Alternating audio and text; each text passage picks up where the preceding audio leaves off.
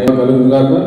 మరి దేవుడు ఇచ్చినటువంటి ప్రశస్తమైన సమయాన్ని బట్టి మరి దేవుడి సన్నిధిలో మనమందరము ఈ విధంగా కూడుకొని మరి ఆయనను స్తుతించడానికి ఘనపరచడానికి దేవుడు ఇచ్చినటువంటి కృపను బట్టి మరి దేవుడికి వందనాలు చెల్లిస్తూ మరి కూడి వచ్చిన సంఘానికి మరి అదేవిధంగా మరి ప్రత్యేక శ్రమల ఆరాధన జరుపుకుంటున్నటువంటి మరి రావు కుటుంబానికి మరి అదేవిధంగా వేదిక ఉన్నటువంటి మై దైవ సేవకులు కూడా మరి ప్రభుత్వ వారందరికీ నేను వందనాలు చెల్లిస్తున్నాను.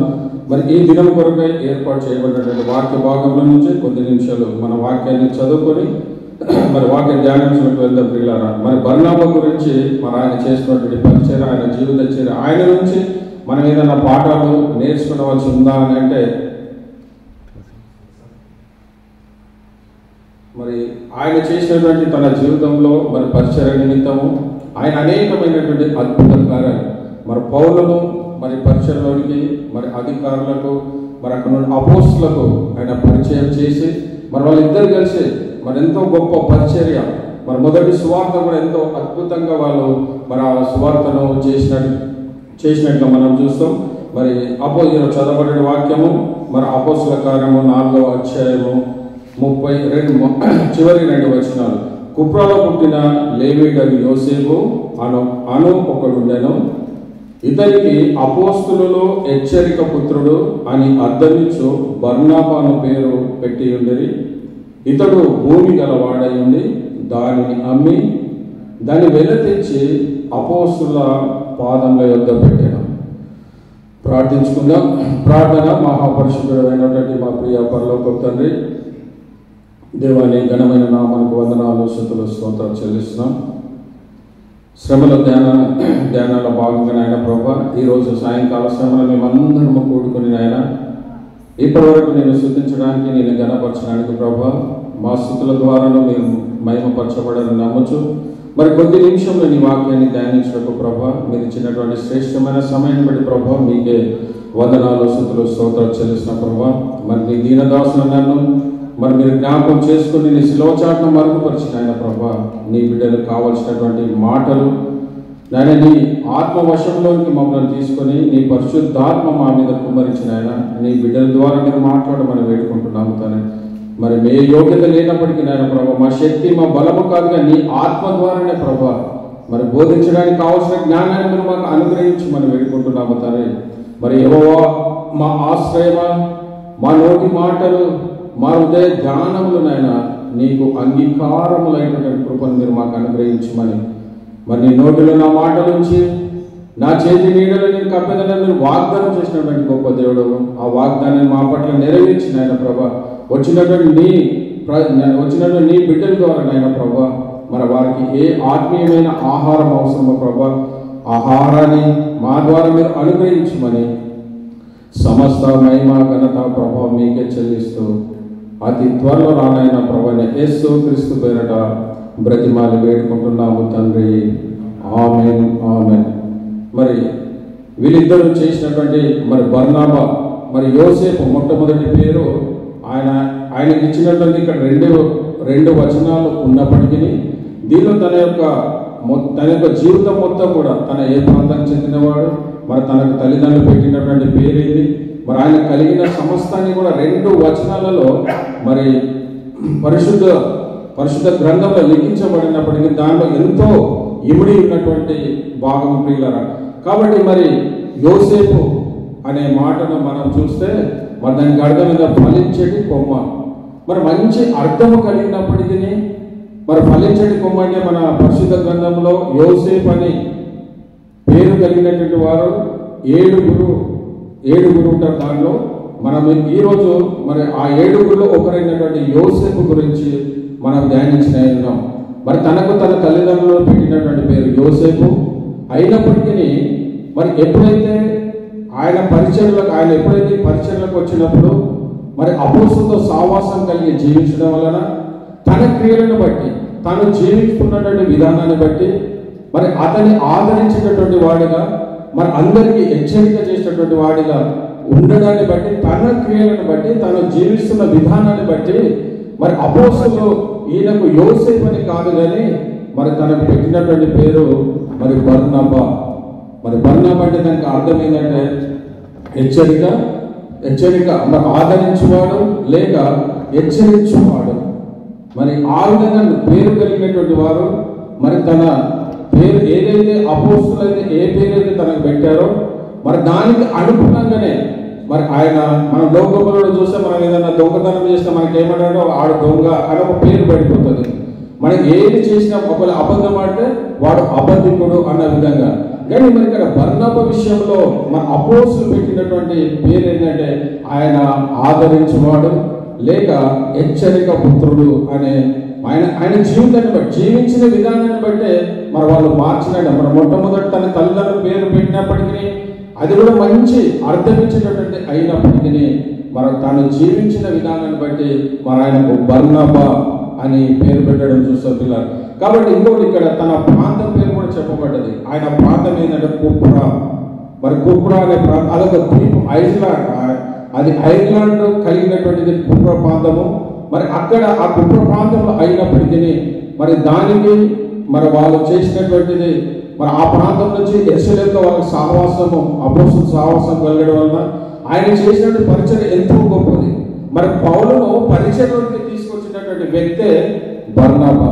మరి ఎప్పుడైతే మరి పౌలు అనేక రీతులుగా మరి హింసించడము క్రైస్తవులను యేసుక్రీస్తుని ఎవరైతే అంగీకరించి మరి యేసుక్రీస్తుని ఎవరైతే మరి వాళ్ళు నమ్ముకున్నటువంటి అనేక మంది క్రైస్తవ బిడ్డలను ఆయన అనేక మంది మరి స్టెఫెనును కూడా చంపినప్పుడు దానికి నేనే ఉత్తరవాదిని అంటే నేనే చంపినట్టుగా మరి పౌలు గారు చెప్పాడు. కానీ ఒకానొక రోజు దేవుని చేత పట్టబడిన వాడే మరి దమస్కు మార్గంలో ఆయన వెళుతున్నప్పుడు మరి దేవుడు ఆయన దర్శించడము, అది దేవుడు ఎప్పుడైతే తనను దర్శించిండో మరి దర్శనం తన యొక్క ఆత్మీయ నేత్రాలు ముయ్యబడి మరి ఎప్పుడైతే ఆత్మీయ ఆయన అననీయ దగ్గరికి వెళ్ళమని చెప్పినప్పుడు అననీయ దగ్గర 3 రోజులు తన కన్ను లేనటువంటి స్థితిలో ఉన్నప్పుడు మరి అక్కడ అననీయ ఎప్పుడైతే ప్రార్థిస్తాడో ఆ ప్రార్థన వల్ల తిరిగి తన యొక్క చూపును పొందినట్టుగా చూస్తాం.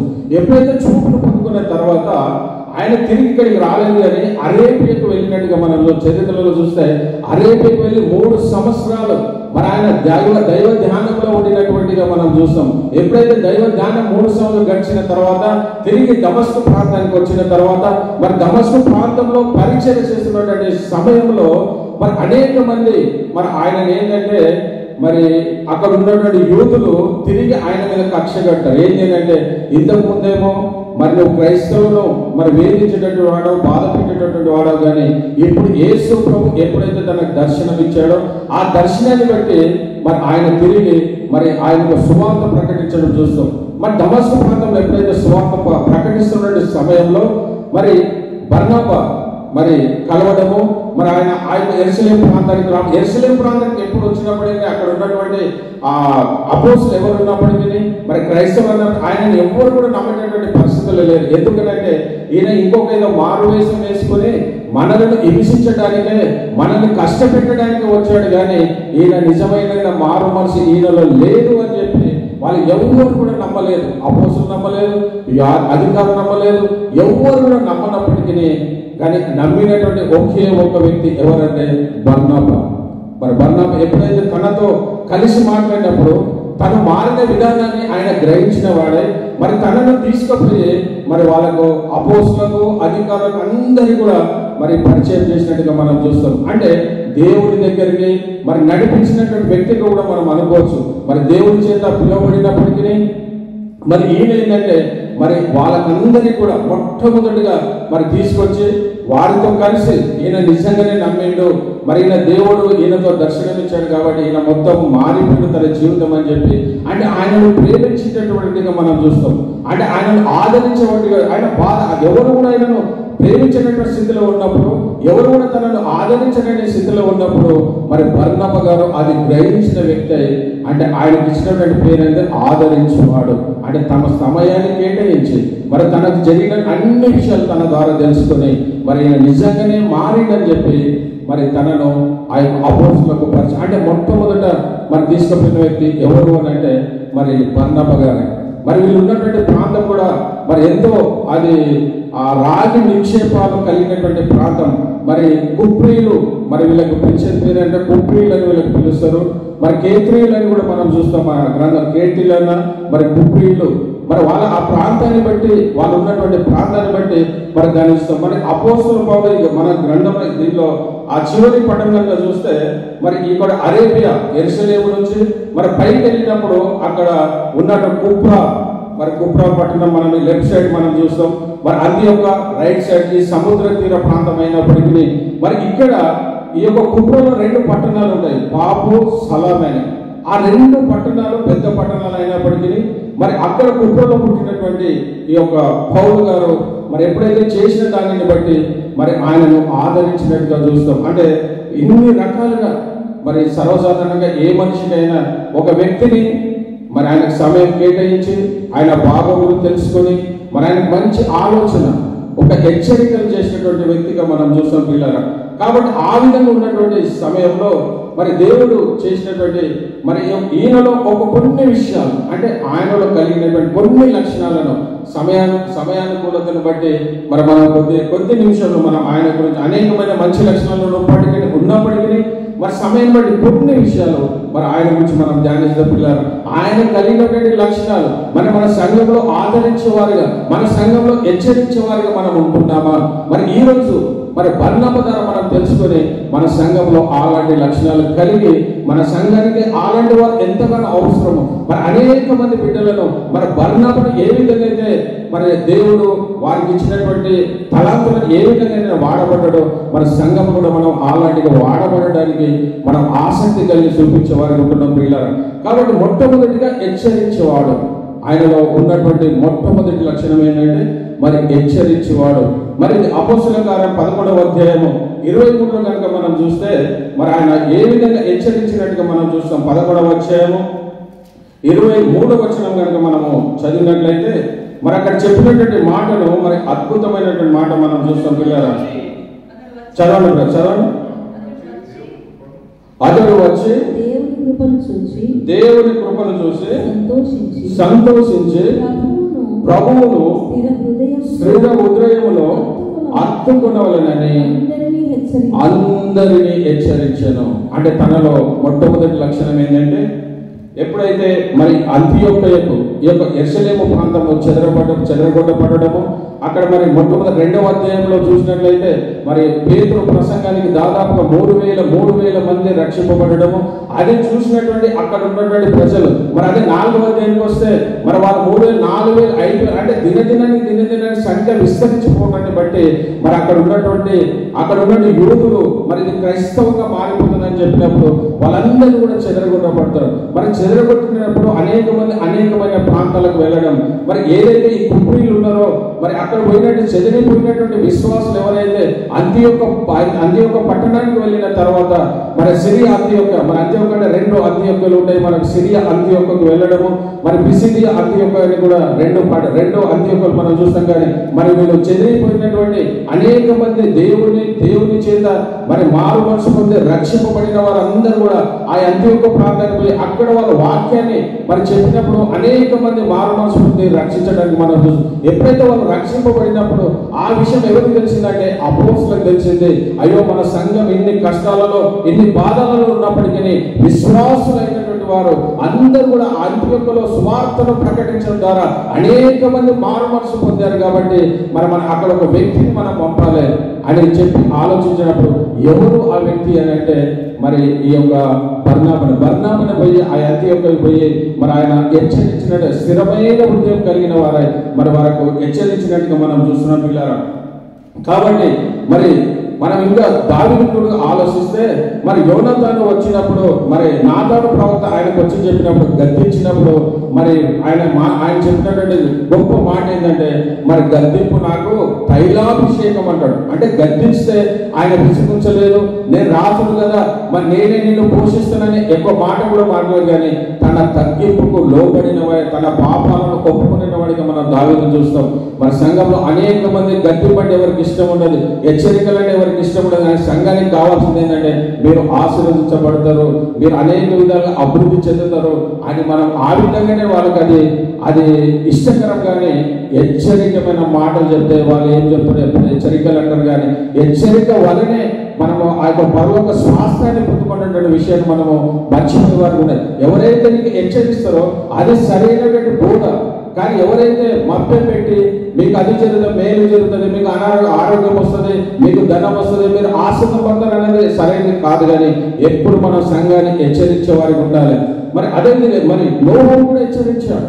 మరి నోవహు దాదాపు 100 సంవత్సరాలు మరి ఆయన ఓడను కట్టమని ప్రారంభించింది మొదలు చివరి వరకు 100 సంవత్సరాలు అయినప్పటికీ అనేక మందికి హెచ్చరించినప్పటికీ ఎవరు కూడా ఆ హెచ్చరికను ఖాతరు చేయలేదు. కానీ తర్వాత అక్కడ నోవహు కుటుంబం మాత్రమే రక్షింపబడ్డది. మరి ఈరోజు మరి సంగమా, మరి మా పరిస్థితి ఏంటి?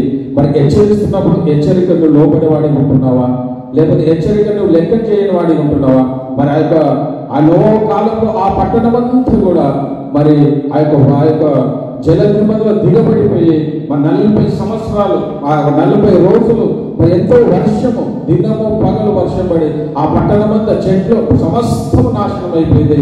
మరి దాన్ని బట్టి నువ్వు నేను తెలుసుకోవాల్సింది ఏంటంటే హెచ్చరిక ఇచ్చినప్పుడు హెచ్చరికను మనము తీసుకునే దాన్ని మన జీవితానికి అన్వయించుకునే వారికి ఉండాలి. కానీ అయ్యో వాళ్ళు ఏంది ఆయన నాకేం చెప్పింది హెచ్చరికలు మాకు తెలియదా, మేము చిన్నప్పటి నుంచి వాక్యం చిన్నప్పటి నుంచి సంఘానికి పోతున్నాం, ఏదో ఈరోజు వచ్చేదో హెచ్చరికలు, అది కాదు. హెచ్చరించినప్పుడు దాన్ని ఒకవేళ నీ బలహీనత అనుకుంటే దాన్ని నువ్వు సరి చేసుకునే వాడికి ఉండాలి పిల్లలు. మరి అదేవిధంగా యోన కూడా వెళ్ళాడు నినివే పట్టణానికి. మరి యోన వెళ్ళినప్పుడు ఆయన ప్రకటించినప్పుడు అనేక మంది వాళ్ళు ఆయన హెచ్చరికను వాళ్ళు పట్టించుకొని ఆ హెచ్చరికను పాటించే వారు ఉన్నారు. కాబట్టి వాళ్ళందరూ కూడా మరి దేవుని కోపం రాకుండా మరి వాళ్ళందరూ కూడా రక్షింపబడినట్టుగా మనం దేవుడు వారిని కాపాడినట్టుగా మనం చూస్తాం. మనం ఈ 2 విషయాల్లో కూడా ఏంటంటే హెచ్చరికలు ఎప్పుడు కానీ మనము దాన్ని మన జీవితానికి అన్వయించుకొని అయ్యో దేవుడు నాతోనే మాట్లాడుతున్నాడేమో, అయ్యో నా జీవితంలో ఈ హెచ్చరిక అనుగ్రహించినట్టు నాలో ఆ బలహీనత ఉందేమో, కాబట్టి మరి దైవ సేవకుడు ద్వారా నాతో మాట్లాడినప్పుడు నేను హెచ్చరికను నా జీవితాన్ని నేను అన్వయించుకుంటానే ఆలోచన కలిగి ఉండాలి. కానీ వీళ్ళేమి హెచ్చరిక చేస్తారంటే మరి ఏ విధంగా అయితే నోవహు కాలంలో ఏ విధంగా అయితే నాశనం అయిందో, మరి నినివే పట్టణము ఏ విధంగా అయితే రక్షింపబడదో, మరి ఆ విధంగా మనం 2 పోల్చుకునే వారికి ఉందాం పిల్లల. మరి అదేవిధంగా మరి ఎబ్రీ పత్రిక 12:25లో కూడా మరి మనం చెప్పినట్టు ఒక్క మాట మనం చూసినట్లయితే అపోస్తలుడైన పౌలు ఎబ్రీయులకు రాసినటువంటి పత్రిక 12వ అధ్యాయము 25వ వచనంలో కనుక చూస్తే మనము ఏ విధంగా ఉండాలనే విషయాన్ని మరి ఇక్కడ మరి పౌలు గారు మీరు బుద్ధి చెప్పుచున్న వారిని చదవండి చూసుకోండి. భూమి మీద నుండి బుద్ధి చెప్పిన వారిని నిరాకరింపబడినట్లు గమనించకపోయిన ఎడల పరలోకం నుండి బుద్ధి చెప్పుచున్న వారిని విసర్జించు మనము తప్పించుకొనకపోగా మరి నిక్షేమ కదా. మరి ఇక్కడ అపోస్తలుడైన పౌలు ఎబ్రీయులకు రాసిన పత్రికలో చూసినట్లయితే హెచ్చరికను మనము ఒకవేళ లేకపోతే మరి ఆయన చెప్తున్న మాట తప్పించుకోకుండా మరీ నిక్షేపం కదా. ఒకవేళ నువ్వు గద్దెప్పుడు కనుక మరి హెచ్చరికను కనుక నువ్వు సరి చేసుకోగలిగితే హెచ్చరిక నా కొడుకని కనుక నువ్వు ఆ హెచ్చరికను కనుక నువ్వు తీసుకుంటే నువ్వు రక్షింపబడతావు. లేదు అని అంటే మరి ఆ యొక్క ఏ విధంగా అయితే మరి నోవహు కాలంలో మన దేశమంతా ఏ విధంగా నష్టపోయిందో మరి ఆ విధంగా జరుగుతారు పిల్లరా. కాబట్టి మనం ఏది ఏమైనప్పటికీ మనము సరైనటువంటి రీతులు హెచ్చరించినప్పుడు దానికి లోబడే వరకు మనం ఉంటున్నామా. మరి మొట్టమొదటి తనలో ఉన్నటువంటిది ఏంటంటే హెచ్చరించేవాడు, మొదటి చదువుకున్నాం. రెండవది ఆయన ప్రేమ కలిగినటువంటి వాడు. మరి ఇది అపోస్తలుల కార్యము 9వ అధ్యాయము 26-30లో చూస్తే ఆయన ప్రేమించేవాడు అన్న విషయాన్ని అపోస్తలుల కార్యము 9వ అధ్యాయము 26 అతడు యెరూషలేములోకి వచ్చి శిష్యులతో కలిసి కలుసుకొనుటకు యత్నము చేశాను కానీ అతని శిష్యులని నమ్మక అందరూ ఏర్పడిరి. అయితే బర్నబా అతని దగ్గరకు తీసుకొని అపోస్తలుల యొద్దకు తోడుకొని వచ్చి అతడు త్రోవలో ప్రభువును చూచెననియు ప్రభు అతనితో మాట్లాడిననియు అతడు దమస్కులో యేసు నామం బట్టి ధైర్యంగా బోధించిననియు వారికి వివరముగా తెలియపరచెను. మరి ఎప్పుడైతే మరి ఆయన లోపల ఎలాంటి కల్మషం లేదు. మరి సేవకుడు అయినప్పటికీ తనను వాళ్ళ యుద్ధకు తీసుకుపోయి, అంటే ఎప్పుడు తీసుకుపోతామంటే మనం ఒక వ్యక్తిని ప్రేమించే వారికి ఉన్నప్పుడే వారికి మనం మంచి చేయాలని అనుకుంటాము. మరి ఆయన చేసినటువంటిది ఏంటంటే వాళ్ళందరికీ దగ్గరికి తీసుకుపోయి మరి ఆయనను ఇంట్రడ్యూస్ చేసినట్టుగా ఆయన మీద మంచి నమ్మకం కలిగేటటువంటిగా మరి బర్నబా గారు మరి పౌలును తీసుకుపోయి వాళ్ళకు అపోస్తులకు అధికారులకు మనం పరిచయం. అంటే ఈ క్రియ ఎప్పుడు చేస్తామంటే మనకి ఎవరినైతే మనం ప్రేమించగలుగుతామో మరి ప్రేమించే వారిని ఇలాంటి క్రియ చేస్తాం. కానీ ఒకవేళ మనం ప్రేమించలేని వారం అయితే మనం ఎవరి దగ్గర తీసుకోవాలి, ఎవరైతే నాకెందుకు నాకు అవసరం లేదనుకుంటాం. కానీ ఆయన వాళ్ళ యుద్ధంగా తీసుకోవాలి. ఆయన టైం మెయిన్ అంటే టైం కేటాయించడం చాలా ప్రాముఖ్యం. ఒక వ్యక్తికి మనం ఏదైనా ఆదరించాలనుకున్నప్పుడు ఆయనకు మన టైం కేటాయించే మన టైంను వాళ్ళకి కేటాయించే వారికి మనం ఉంటున్నామా? అయ్యో నేను చాలా బిజీ ఉన్నా, నా పనులు నాకున్నా, ఆయన నాకెందుకు అనే స్థితి కాదు. కానీ మరి ఈరోజు ఉన్నటువంటి రెండవది ఏంటంటే ప్రేమించేటటువంటి గుణం. అదే మన 11వ అధ్యాయము 25 కూడా మరి దాని గురించి ఒకసారి మనం చదువుకున్న పిల్లల 11వ అధ్యాయము 25-26 కూడా అంతటా అతడు సౌలును వెతుకుటకు తార్సునకు వెళ్ళి అతన్ని కనుగొని అంతియొక్కకు తోడుకొని వచ్చి వారు కలిసి ఒక సంవత్సరమంతతో సంఘములో ఉండి బహు జనులకు వాక్యమును బోధించిరి. మొట్టమొదట అంతియొక్కలో శిష్యులను ప్రపంచంలోనే మొట్టమొదటిసారిగా క్రైస్తవులు అనబడినటువంటి ప్రాంతం ఏదైనా ఉందంటే ఇది ఒక సిరియా అంతియొక్క. అంటే దేనిని బట్టి వీరు చేస్తున్నటువంటి పౌలు బర్నబా చేస్తున్నటువంటి పరిచర్యని అనేక మంది విశ్వాసం వచ్చి మరి ఇక్కడ ఒకసారి ఆలోచించినట్లయితే మరి ఎప్పుడైతే మరి బర్నబాను అంతియొక్క పంపించిన తర్వాత మరి బర్నబా వాక్య పరిచర్య చేస్తున్నప్పుడు అనేక మంది రక్షింపబడము వారికి హెచ్చరించడం అయిన తర్వాత ఈయన కలిగినటువంటి ఆశ ఏంటంటే పౌలు ఎప్పుడైతే దమస్కులో ఉన్నప్పుడు వాక్యమైన సువార్త చెప్తున్నప్పుడు అనేక మంది ఆయన యూతులు తిరగబడి ఆయన చంపాలని ఆలోచన కలిగినప్పుడు మరి అక్కడ ఉన్న అపోస్తలులు ఏం చేస్తారంటే అయ్యా ఇక్కడ ఉండడం క్షేమకరం కాదు కాబట్టి ఈ ప్రాంతాన్ని వదిలి మీ ఊరైనటువంటి తార్సు పట్టణానికి నేను వెళ్ళని చెప్పడం. ఎప్పుడైతే నా తార్సు పట్టణానికి వెళ్ళిన తర్వాత మరి యొక్క బర్నబా గారు ఈ యొక్క యెరూషలేము ప్రాంతం నుంచి ఎక్కడికి వెళ్ళాడంటే అంతియొక్కకు వెళ్ళాడు. అంతియొక్కలో తన సేవ పరిచర్య చేస్తున్న క్రమంలో మరి ఆయన గుర్తొచ్చిన ఎవరు అంటే పౌలు గుర్తుకొచ్చాడు. పిల్ల దాదాపుగా ఆ రోజు ఎలాంటి ప్రయాణ సౌకర్యం లేనప్పటికీ మరి పౌలు గారు తీసుకొని రావాలని ఆశ కలిగి మా యొక్క పట్టణాన్ని తార్సు పట్టణానికి పోయి మరి పౌలును తను తీసుకొని అంత్యోకులకు వచ్చి మరి అంత్యోకులు వాళ్ళ సంవత్సర కాలం అంతా మరి పరిచర్య చేసినట్టుగా మనం చూస్తున్నాం. పిల్లల మరి ప్రేమ ఉంది కాబట్టి ఆయన అంత దూరం ఆయన దాదాపుగా 900 మైళ్ళు అంట. 900 మైళ్ళు అంటే దాదాపుగా మన 1150 మన 1.5 కిలోమీటర్ వేసుకుంటే ఒక మైలుకు దాదాపు 1400 కిలోమీటర్లు నడిచి మరి ఆయనను తిరిగి తన సేవ పరీక్షలో మరి వాడబడ్డానికి ఆయన తీసుకొచ్చినట్టుగా మనం చూస్తున్నాం. మరి ఎవరు చేస్తారంటే ఇదంటే ప్రేమ కలిగినటువంటి వ్యక్తే.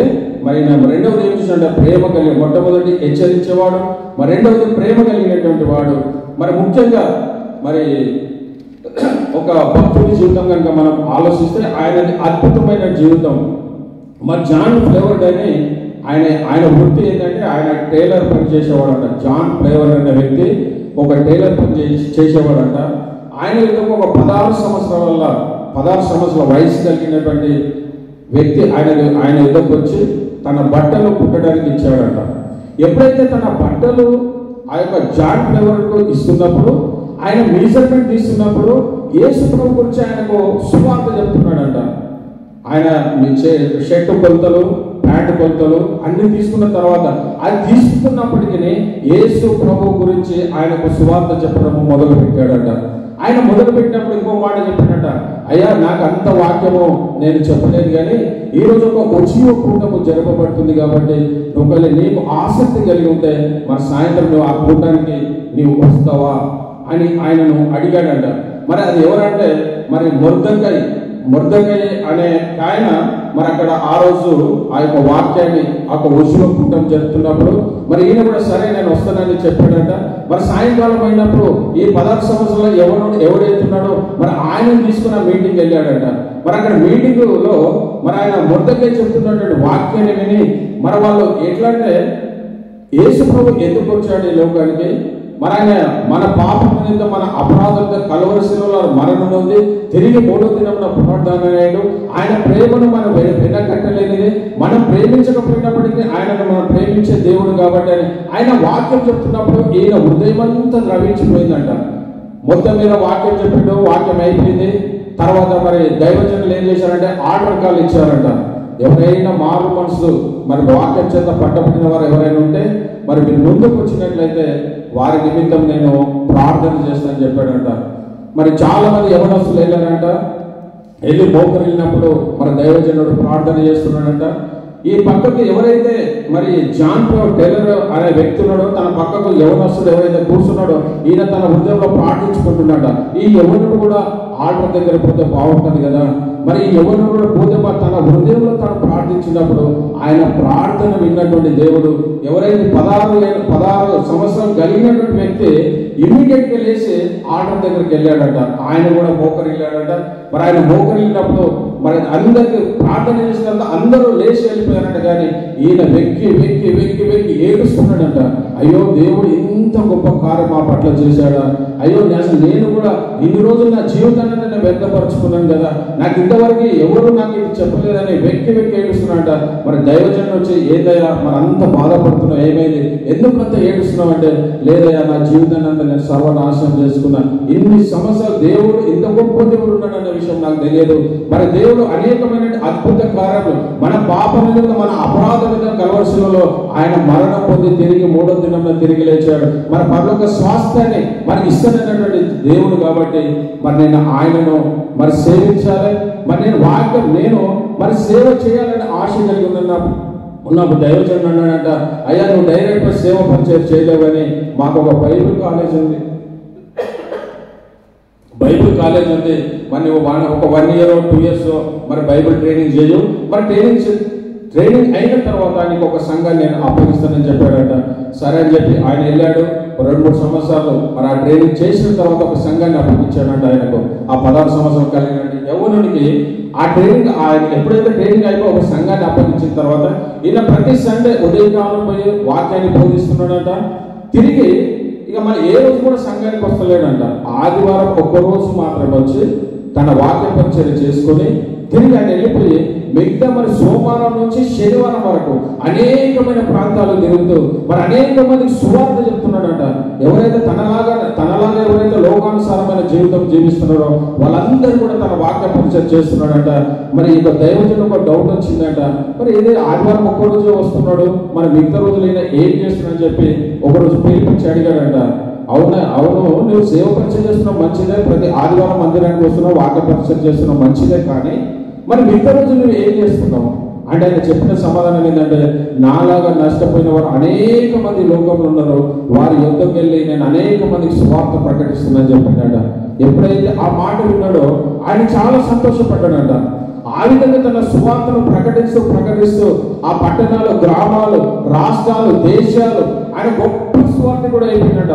ఎంతంటే చెప్పలేని అనేక మందికి సువార్తను ప్రకటించడం ఆయన మొదలు పెట్టాడట. రాష్ట్రంగా, దేశంలో, ప్రపంచంలో కూడా ఆయన ప్రఖ్యాతి గాంచినటువంటి ఒక దైవజనుడుగా మరి దేవుడు ఆయనను ఏర్పాటు చేసుకున్నాడు. పిల్లరా, మరి ఆయన ఎవరో కాదు, మరి డాక్టర్ బిల్లీ గ్రామ్. ఆయన ఎవరో కాదు, డాక్టర్ బిల్లీ గ్రామ్. ఆయన అంటే ఒకప్పుడు ఆయన పరిస్థితి ఏంది అంటే, ఎవరు ఆయనను మరి ఈ విషయం ఎందుకు చెప్తున్నా అంటే, ఎవరు ఆయనకు పరిచయం చేశారంటే, ఈ యొక్క టెలర్ అయినటువంటి ఎవరు జాన్ ఫ్లేవర్ అనే వ్యక్తి తన సువార్తను చెప్పడం తర్వాత మరి అతని చివరి దినాలలో ఆయనకు ఒక దర్శనం కలిగిందంట. ఒక రోజు ఆ దర్శనం కలిగినప్పుడు మరి పరలోకానికి వెళ్ళాడంట. మరి ఈ వెనుకల కోట్ల మంది ప్రజలు తన ద్వారా మరి బాప్తిసం పొందినటువంటి బిడ్డలు, మరి రక్షణ పొందినటువంటి బిడ్డలు తన వెనుకల కోట్ల మంది నిలబడ్డారంట. మరి ఈయన పోయి అయ్యా వీళ్ళందరూ ఎవరని యేసు ప్రభు మరి ఆయన బిల్లిగ్రామ్ని అడిగాడంట. అడిగితే అయ్యా నీవు ఇచ్చినటువంటి కృప చేతనే, నీవు ఇచ్చినట్టు ఆత్మ చేతనే, నీ పరిశుద్ధాత్మ పొందుకొని ఇంతమందిని నేను రక్షించానయ్యా, మరి ఇంతమంది నేను సువార్త చెప్పడం వల్ల వీళ్ళందరూ రక్షింపబడ్డారని గొప్ప సాక్ష్యం చెప్పాడంట. అప్పుడు యేసు ప్రభు అన్నాడంట, అయ్యా నాకు నువ్వు కనిపిస్తలేవు అన్నాడంట. నువ్వు చెప్పింది బాగానే ఉంది, నువ్వు సువార్త చెప్పావు చాలా బాగుంది, కానీ నువ్వు నాకు అగుపడలేదు. వాళ్ళ ముందల నువ్వు నాకు ఎదుట నువ్వు కనిపిస్తలేవు అన్నాడంట. అయ్యా ఏది ప్రభు అట్లా అంటారు, నేనే కదా సువార్త చెప్పిందంటే, లేదు నాకు ఎవరు కనిపిస్తారంటే, నీకన్నా ముందు ఎవరు కనిపిస్తారంటే జాన్ ఫ్లేవర్ కనిపిస్తున్నాడు అన్నట్ట.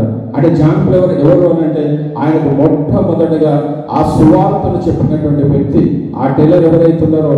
మరి యేసు ప్రభు విషయంలో మనం ఆలోచించినట్లయితే ఇద్దరు కూడా ప్రాధాన్యత ఉంది. అంటే సువార్తని చెప్పాలని కాదు, ఈయన అనేక మంది కోట్ల మందిని తను సంపాదించినప్పటికీ మరి యేసు ప్రభు చెప్తున్న మాట ఏంటంటే, నువ్వు నాకు కనిపిస్తలేవు కానీ నీకన్నా ముందు ఎవరు ఉన్నారంటే జాన్ ఫ్లేవర్ ఉన్నాడు అని చెప్పినాడు. అంటే దీన్ని బట్టి మనం అర్థం చేసుకోవాల్సింది ఏముందంటే, నువ్వు సువార్తని ప్రకటించాలని కాదు, అంటే మనం ఒక సేవకులాగా ఉండి మరి అనేక మంది చెప్పడం కాదు. నీ స్థితిలో నువ్వు ఉన్నటువంటి స్థితిలోనే మరి వాక్యాన్ని ప్రకటిస్తే నువ్వు కూడా ప్రతిఫలం, మరి సేవకులకే ప్రతిఫలం కాదు కానీ నువ్వు విశ్వాసం అయినప్పటికీ నువ్వు ఎంతమందిని ఆయన రక్షణకు నడిపిస్తావో నీకు కూడా అదే భాగమును. మరి ఇక్కడ చూసినట్టు ఎవరు సంపాదించిందంతా మరి బిల్లి గ్రామ గారు అనేక దేశాలను సంచరించి అనేక రాష్ట్రాల దేశాల ప్రపంచమంతా కూడా వాక్యము చెప్పినప్పటికీ మరి దేవుడు మొట్టమొదట ప్రాధాన్యత ఇచ్చింది ఎవరికంటే, ఎవరైతే ఆ మొట్టమొదట ఆయన సువార్తను ప్రకటించారో వాళ్ళు నాకు కనిపిస్తున్నారయ్యా, వారి తర్వాత నీవును అన్నాడు. మరి మనము దీన్ని బట్టి మనం ఏం అర్థం చేసుకోవాలంటే, ఏది ఏమైనా సువార్త ప్రకటించబడాలి. అంటే సేవకులే చెప్పాలని కాదు, నీకున్న పరిధిలో నీకున్నటువంటి జ్ఞానం చేత మరి నువ్వు సువార్తను ప్రకటించేవాడి ఉంటున్నావా?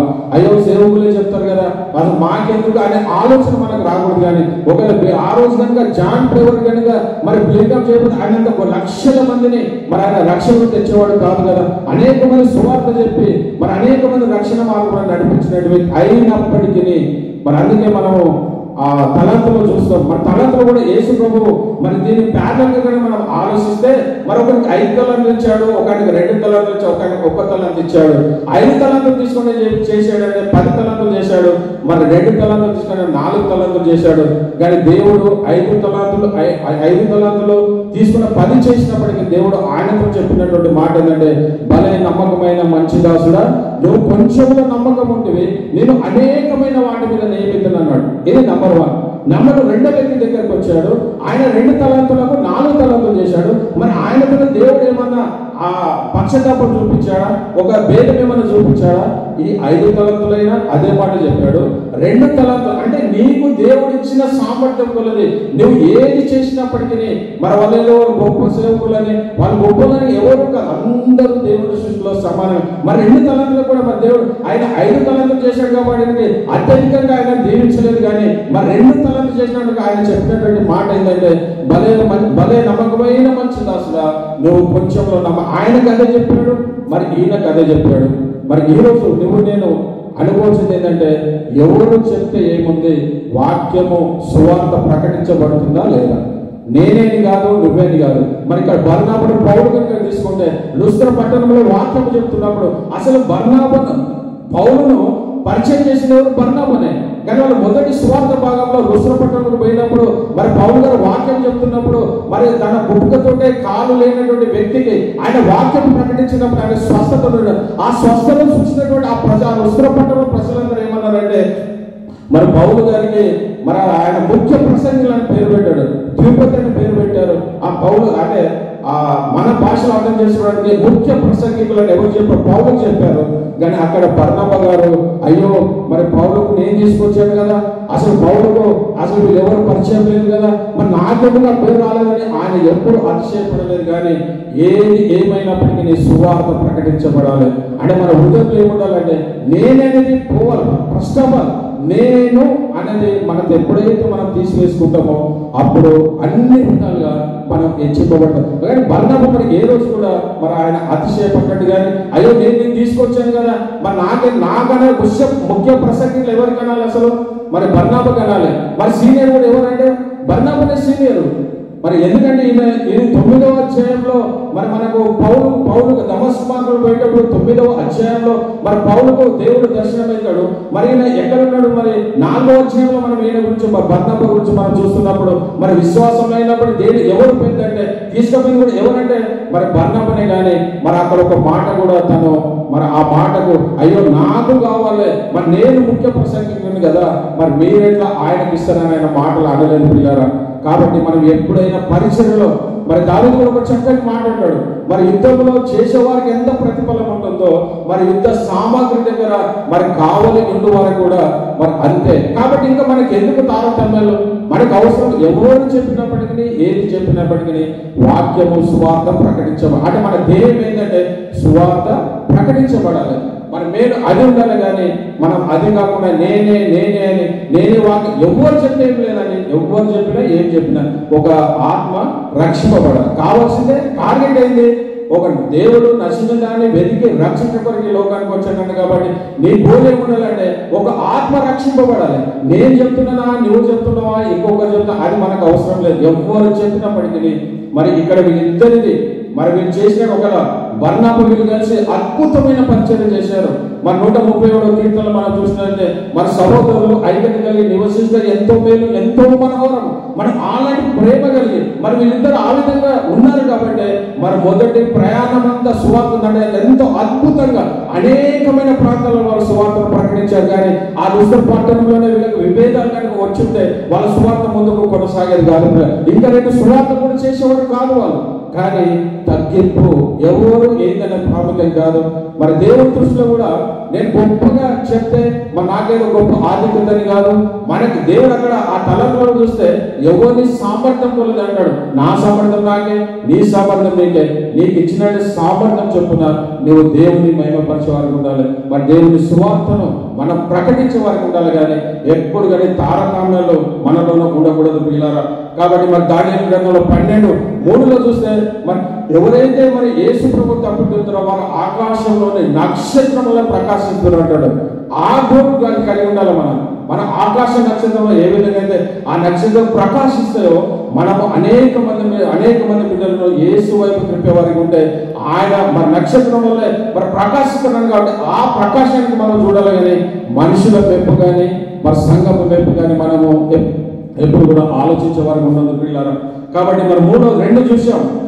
మొట్టమొదటి ఆయన హెచ్చరించేవాడు, మరి రెండవది ప్రేమ కలిగినటువంటి. కాబట్టి మనకు సమయం ఇంకా చాలా విషయాలు ఉన్నాయి కానీ మన సమయం చాలా ప్రాముఖ్యం. కాబట్టి నేను మామూలుగా అవి చదువుతాను. మరి మనం క్లోజ్ చేసుకుందాం. మరి 3వది త్యాగం కలిగినటువంటి వాడు. ఆయన త్యాగం కలిగినటువంటి వాడు మరి తనకు ఉన్నదంతయు అమ్మివేసి మరి దేవుని పరిచయం కొరకు ఆయన సమర్పించిన వాడిగా చూస్తాం. మరి 4వది మంచి నమ్మకస్తుడు. ఆయన మరి మంచి నమ్మకస్తుడు. మరి 5వ చూస్తే మరి శ్రమలు సహించిన వాడు. మరి ఎప్పుడైతే పౌలు అనేకమైన శ్రమలు పొందాడు ఆ శ్రమలు మరి ఈయన కూడా శ్రమలు పొందిన వాడిగా చూస్తాం. మరి చివరిగా 6వ చూస్తే మరి పరిశుద్ధ ఆత్మ చేత నింపబడిన వాడు ప్రియులారా. కాబట్టి ఎన్ని గుణగణాలు కలిగి మరి వాటిని వివరించడానికి మన సమయం లేదు. కాబట్టి మరి ఈ లక్షణాలు మరి ఈ రోజు మన సంఘంలో మరి బర్నబా లాంటి వ్యక్తులు, మరి పౌలు లాంటి వ్యక్తులు మరి దేవుడు మన సంఘంలో అనేక మంది బిడ్డలను లేవనెత్తునుగా ఏ స్థితిలో ఉన్నప్పటికీ మరి వాళ్ళు ఎలాంటి పరిస్థితిలో ఉన్నప్పటికీ దేవుడు వారిని అద్భుతమైన రీతిలో మన సంఘంలో అనేక మంది బిడ్డలను లేవనెత్తును కాక. ప్రార్థన. మహాపరిశుద్ధుడైనటువంటి మా ప్రియ పరలోకపు తండ్రి, దేవాన్ని ఘనమైన నామానికి వందనాలు, స్తుతులు, స్తోత్రం చెల్లిస్తున్నాం. మరి ఇప్పటివరకు నాయన ప్రభు బర్నబా గురించి మరి తన జీవితం గురించి తను నీ పరిచయం చేసినటువంటి త్యాగము నాయన ప్రభు మరి హెచ్చరించేవాడుగా, మరి ప్రేమించేవాడిగా, మరి త్యాగం కలిగిన వాడిగా, ఇన్ని గుణగణాలు కలిగినటువంటి వ్యక్తిగా నాయన ప్రభు మా సంఘంలో ఈరోజు మరి హెచ్చరిక పుట్టుడు ఆదరించేటటువంటి ఆ లక్షణాలైనా మా సంఘ బిడ్డలలో నాయన ఆ బర్నబా కలిగినటువంటి ఆ మనసు నాయన ప్రభా ప్రతి బిడ్డకు మీరు కలగజేయమని వేడుకుంటున్నాం ప్రభా. ఏ సామర్థ్యం నీవు ఇచ్చిన సామర్థ్యం కొలది నాయన ప్రభా. మేము పరిచయలో మరి జాన్ బ్రదర్ గారు నాయన ప్రభా ఎలాంటి ప్రసంగం చేయనప్పటికీ నీతో కొన్ని మాటలు నీ గురించి చెప్పినప్పుడు ప్రభా మరి గొప్ప ప్రయోజనుడు ఏ విధంగా అయిందో తండ్రి. మరి ఈ రోజు కూడా అలాంటి ఆశ కలిగి మరి అలాంటి పరిచయం కలిగిన ఆయన ప్రభా మేము ముందుకు సాగడానికి కృపను ప్రతి బిడ్డకు మీరు అనుగ్రహించమని సమస్త మహిమ ఘనత ప్రభావం మీకే చెల్లిస్తూ అతి త్వరలో రానైన ప్రభాని యేసు క్రీస్తు పేరట ప్రతిమాలు వేడుకుంటున్నాము తండ్రి. ఆమేన్ ఆమేన్.